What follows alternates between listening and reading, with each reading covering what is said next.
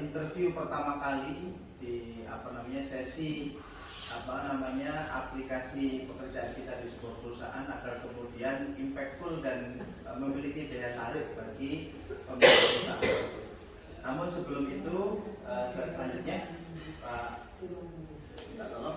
sebelum saya melanjutkan di presentasi selanjutnya, perkenankan saya ingin memberikan informasi bahwa di ruangan ini sudah dilengkapi dengan beberapa alat safety. Ada pemadam kebakaran di sebelah belakang, ada dua sisi. Kemudian juga kita ada smoke detector, jadi mohon bagi semuanya yang merokok jangan dinyalakan rokoknya dulu, karena kita ada smoke detector, nanti akan berbunyi alarmnya. Kemudian kita juga ada kotak P3K di tembok sebelah kiri saya, dan juga kemudian ada fire alarm. Jika nanti ada kebakaran maka secara otomatis akan berbunyi. Dan titik kumpul di gedung ini berada di luar sana, pintu keluarnya di sebelah kiri saya dan berada di pojok gedung ini. Insyaallah nanti ketika terjadi sesuatu kita akan mengikuti jalur evakuasi yang sudah dibuat di gedung ini sesuai dengan arahnya masing-masing. Lanjut, perkenalkan, nama saya Pamungkas. Kebetulan saya hari ini menjadi Presiden Nusantara Bilang Gemilang. Saya juga menjadi Ketua Dirjen Global Entrepreneur Profesional Jawa Timur, dan saya juga aktif untuk mendampingi beberapa UMKM. Dan pada kesempatan sore hari ini saya berkesempatan untuk sharing session tentang bagaimanakah membuat kurikulum vitae dan cara menghadapi interview yang kemudian berdampak bagi dan kemudian memberikan impactful yang sangat luar biasa bagi perusahaan yang kita lamar. Lanjut, Pak. Nah, menurut data yang dirilis oleh inus.id bahwa menurut Badan Pusat Statistik pada tahun 2020 pengangguran di Indonesia itu naik 2,67 juta orang menjadi 9,7 juta.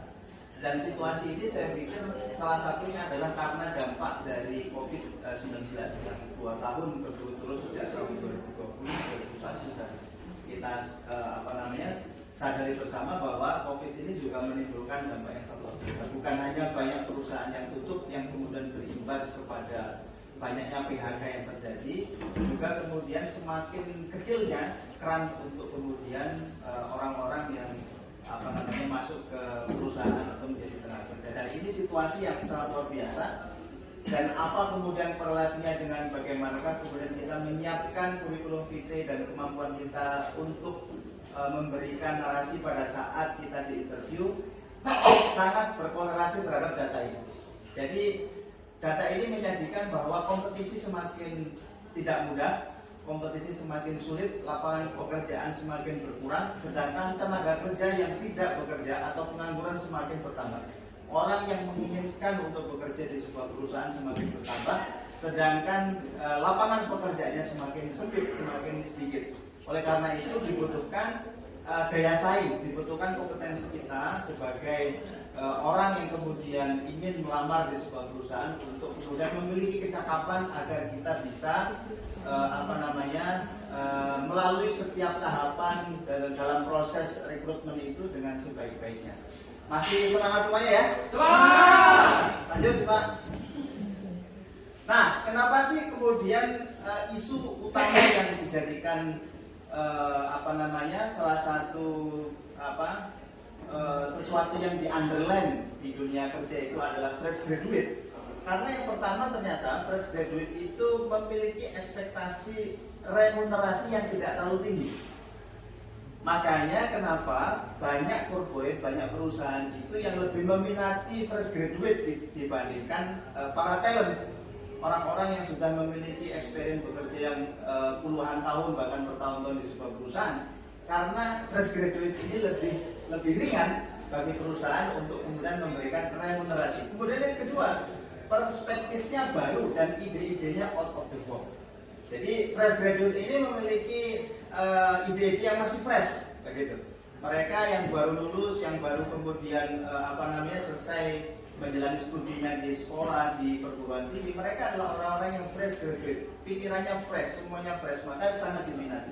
Nah, yang ketiga adalah mempunyai keinginan untuk belajar, teachable, senang belajar, senang untuk kemudian mengupgrade dirinya. Kemudian yang keempat, paham teknologi terkini, jelas. Ya, hari-hari ini kita di Indonesia, apalagi data BPS menunjukkan bahwa mayoritas bangsa Indonesia dipenuhi atau didominasi oleh para generasi Gen Z dan milenial, dan saya pikir generasi ini atau segmen generasi ini adalah orang-orang yang memiliki kecakapan dalam teknologi. Kemudian yang kelima adalah keinginan untuk membuktikan diri. Orang-orang yang fresh graduate, mereka adalah segmentasi manusia yang ingin mengaktualisasikan dirinya, menunjukkan dirinya, menunjukkan jati dirinya. Oleh karena itu ini salah satu perihal yang kemudian dibutuhkan oleh perusahaan dan kemudian juga dibutuhkan oleh para pelamar kerja. Lanjut, Pak.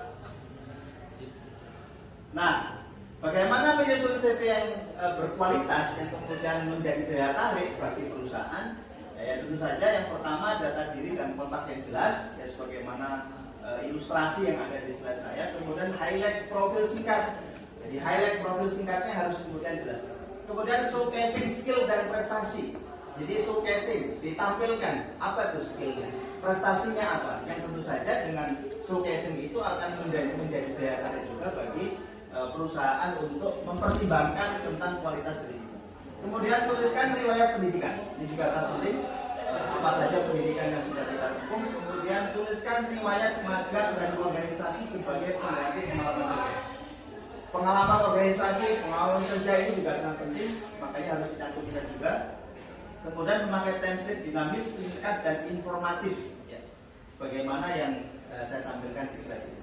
Orang ketika melihat lamaran kerja atau kurikulum kerja dalam bentuk seperti itu, dengan kemudian ketika dibandingkan dengan tulisan tangan yang kurang terbaca dengan jelas, maka akan lebih menarik ketika disajikan dalam bentuk profiling yang seperti itu. Lanjut, Pak. Nah, saya ingin menyampaikan bahwa kesuksesan kita dalam melakukan interview, dalam melakukan proses seleksi di sebuah perusahaan tergantung kepada diri kita sendiri, atau biasa saya sebut dengan single factor of success. Jadi kesuksesan kita, keberhasilan teman-teman semuanya ketika mengikuti proses rekrutmen tergantung kepada diri teman-teman sendiri. Jadi semakin berkualitas diri kita, semakin bermutu yang kita sajikan, maka semakin kemudian corporate yang kita tuju untuk melamar itu akan membandingkan, mempertimbangkan profiling kita. Lanjut, Pak. Nah, sekarang saya ingin menyampaikan apa sih bedanya hard skill dan soft skill, dan kenapa kok harus dibutuhkan keduanya gitu. Hard skill itu adalah sesuatu yang memang secara penampakan terlihat, ya dirasakan, ya hard skill, analisa data yang hari ini dibutuhkan menurut skill akademi, ya bahwa ada 5 hard skill yang dibutuhkan pada saat sekarang. Ada analisa data, desain, web, aplikasi development, digital marketing, project management, dan seterusnya. Dan saya pikir ini dimiliki oleh para generasi Gen Z, milenial yang hari ini menjadi mayoriti di bangsa kita. Dan soft skill yang dibutuhkan, ya kolaborasi, berpikir kritis, problem solving, pemikiran analitis, kecerdasan emosional, dan komunikasi, communicate di antara kita semua. Perpaduan antara hard skill dan soft skill ini dibutuhkan karena akan membuat kita semakin gagah ketika kita di interview. Lanjut, Pak. Nah, kenapa soft skill itu dibutuhkan? Karena soft skill menunjang hard skill, menjadi pembeda, strong differentiation antara kita dengan yang lainnya, dengan kandidat yang lainnya, bisa dilatih dengan pembiasaan, kemudian merupakan modal dasar untuk bekerja sama dan untuk melewati tantangan. Ini sangat penting sekali, ya, hard skill dan soft skill. Lanjut, Pak. Wajib yang perlu diasah oleh kita semuanya adalah yang pertama kerjasama tim, ya. Nah, teman-teman semuanya paham ya, kerjasama tim, kerjasama kita dengan yang lain ini menjadi faktor yang kemudian sangat dinilai oleh perusahaan. Yang kedua, komunikasi, cara kita berkomunikasi, berinteraksi, ya, mengkomunikasikan diri kita, pikiran kita kepada sesama teman kerja. Kemudian resiliensi, tentu nanti ketika kita bekerja akan ada banyak beban-beban kerja baru yang kemudian menuntut kita untuk memiliki resiliensi. Yang keempat adalah manajemen waktu. Tentu nanti semakin hari semakin kita masuk ke dalam inti perusahaan yang melakukan kita bekerja, menuntut kita untuk memiliki kemampuan untuk manajemen waktu. Pemecahan masalah jelas, ya. Siapa yang di sini semakin banyak masalah semakin pusing? Katakan. Ya, saya pikir kemampuan kita untuk memecahkan masalah itu menjadi sangat penting. Dan yang terakhir adalah kemampuan kita untuk terus berkreasi, berpikir kreatif, berpikir secara kreatif. Dan berpikir kreatif ini yang saya pikir hari ini juga sangat dibutuhkan oleh banyak perusahaan. Lanjut, Pak. Nah, bagaimanakah kemudian mempersiapkan interview pertama kita agar kemudian bisa powerful? Yang pertama adalah tentu saja datang tepat waktu. Jangan telat ya teman-teman. Sudah kita mau interview kemudian kita telat lagi. Nah, ini menjadi catatan yang kurang baik. Maka pastikan kita harus datang tepat waktu. Kalau perlu misalkan jam 7 jadwalnya, maka kita setengah jam atau mungkin 40 menit sebelum interview kita sudah datang. Kemudian yang kedua adalah memakai pakaian yang rapi, jelas. Sepatu, pakai pakaian yang dimasukkan, pakai ikat pinggang, kalau perlu pakai jas, pakai dasi dan seterusnya. Kemudian lakukan riset tentang perusahaan, jelas akan membantu kita semakin mudah menganalisa ini kira-kira perusahaan ini yang dibutuhkan modelnya yang seperti apa. Kalau perlu orang yang menginterview itu kita tahu profilnya, begitu. Ya, kira-kira bisa nggak ya kita tahu orang yang mau interview kita profilnya? Mungkin saja ya, mungkin saja begitu. Kemudian yang selanjutnya adalah jaga intonasi suara. Suaranya jangan terlalu kecil, juga jangan terlalu keras. Apalagi bentak-bentak, karena posisi kita sedang melamar bekerja begitu. Kalau kita terlalu kecil suaranya juga akan mengganggu, apalagi terlalu keras juga akan mengganggu. Ajukan pertanyaan yang menunjukkan minat kerja. Ini sering terjadi di antara kita semuanya. Kadang kita ketika di interview itu menunjukkan orang yang sebenarnya tidak ada minat untuk bekerja begitu. Maka pertanyaan-pertanyaan yang kita ajukan kepada menginterview kita harus kemudian berbobot dan menunjukkan bahwa kita memiliki motivasi untuk bekerja. Dan yang terakhir adalah pakai metode STARS, ya, situation, task, action, dan result. Pertanyaan-pertanyaan yang kemudian sekali lagi bermutu, berkualitas, yang sekali lagi itu mempresentasikan hasrat kita untuk melamar pekerjaan. Lanjut, Pak. Sebagaimana kata Jack Ma, nothing is free. Tidak ada sesuatu yang gratis. If you want to be successful, you must pay the price first. Kamu harus membayar semuanya dengan bekerja dengan ikhlas. Terima kasih atas perhatiannya. Wassalamualaikum warahmatullahi wabarakatuh.